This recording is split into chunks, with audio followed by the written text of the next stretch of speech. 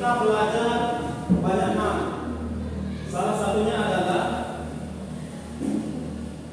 satu, kita belajar tentang berpikir komputasional. Tadi kalian ada paham apa itu berpikir komputasional? Sebenarnya berpikir komputasional ini kalau orang normal ya, kalau orang tak gila gitu, orang tak TGJ, pasti pikirannya sudah jalan. Nah, ketika pikirannya sudah jalan itu sebenarnya dia sudah berpikir komputasional. Aku kasih dua gambar. Ini untuk mendekatkan pikir teman-teman kalian tentang berpikir komputasional. Satu, gambar apa di sebelah kiri? Kiri Pak Guru. Sebelah kanan? Kotak ini fungsinya berapa? Kira-kira ada yang bisa nggak apa itu berpikir komputasional? Berpikir secara Sesuai gambar ini, definisikan sesuai gambar. berpikir secara komputer. Nah, berpikir. Atau komputer. Oke, Naila bilang berpikir secara komputer. Ada lagi? Berpikir secara rasional. Berpikir Berpikir secara digital. berpikir secara digital. Berpikir dengan lancar. Berpikir dengan lancar. Berpikir dengan cepat. Berpikir dengan cepat. Oh, mantap ini apa lagi? Berpikir seperti. Oke, sebenarnya jawaban kalian itu masuk-masuk aja. Cuma kan masalahnya adalah komputer itu tidak punya pikiran. Jadi intinya adalah kita berpikir atau memecahkan masalah meniru komputer gitu. Ya, mengadopsi gaya komputer. Nah, ini dia. Berpikir komputasional adalah cara memecahkan masalah dengan mengadopsi prinsip dalam komputer. Pertanyaannya, bagaimana sih caranya komputer itu memecahkan masalah? Kan gitu ya.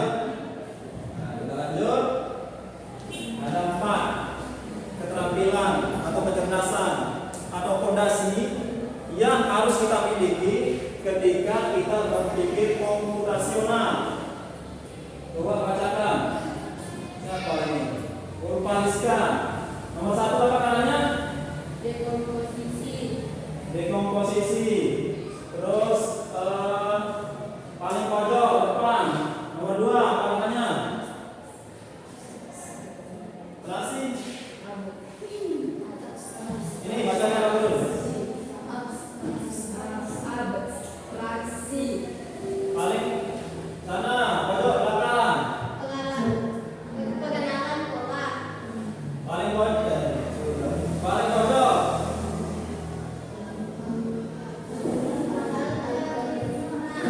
Ini kiri balik. Auto.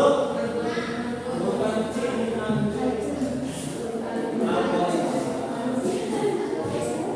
Berapa yang harus kita miliki kalau kita ingin pandai berpikir komputasional?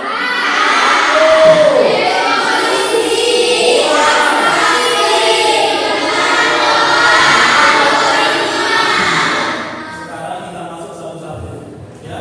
Apa itu dekomposisi, apa itu abstraksi, apa itu penerapan pola, dan apa itu algoritma. Siap. Nomor 1. Silakan lihat. Apa itu dekomposisi? Saya Pak Guru tidak jawab langsung ya. Pak Guru kasih satu gambar. Untuk menjawab pertanyaan ini, apa itu dekomposisi? Pak Guru kasih satu gambar. Di gambar ini, nanti Pak Guru akan minta identifikasi apa aja yang ada di dalam gambar itu. Siap-siap ya. Kira-kira gambar apa ini? Baca buku. Setelah gambar ini, Komputer mencari informasi. jawaban. Gambar maksudnya gambar apa? Mengetik komputer. Mengetik komputer apa lagi? Sulap. Sulap. Merinci.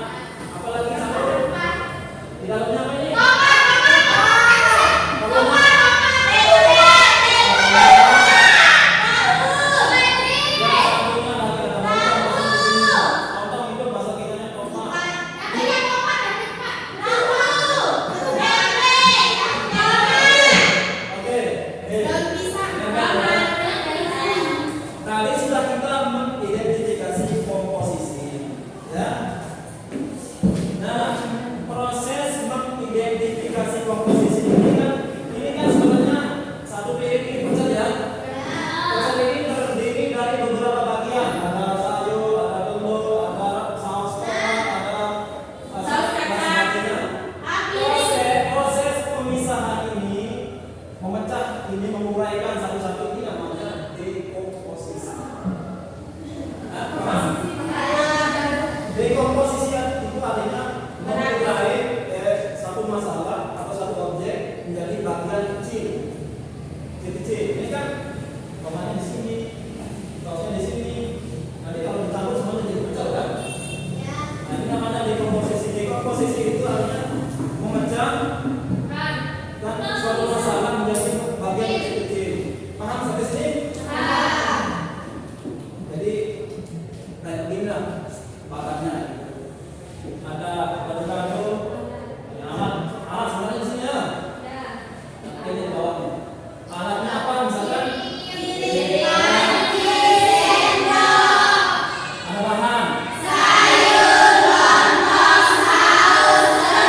Setelah kalian miliki satu dua ini, lanjut kan? Kalau sudah kalian buat langsung bisa Nah, prosesnya itu sebenarnya kita belajar proses ini bukan belajar garu-garunya. Kita belajar proses. Jadi nanti kalau ada masalah yang besar harus kalian bisa pecahnya kecil-kecil supaya bisa diselesaikan. Nah ini yang tadi the itu artinya menguraikan atau menghilangkan. Komposisi artinya jadi dekomposisi adalah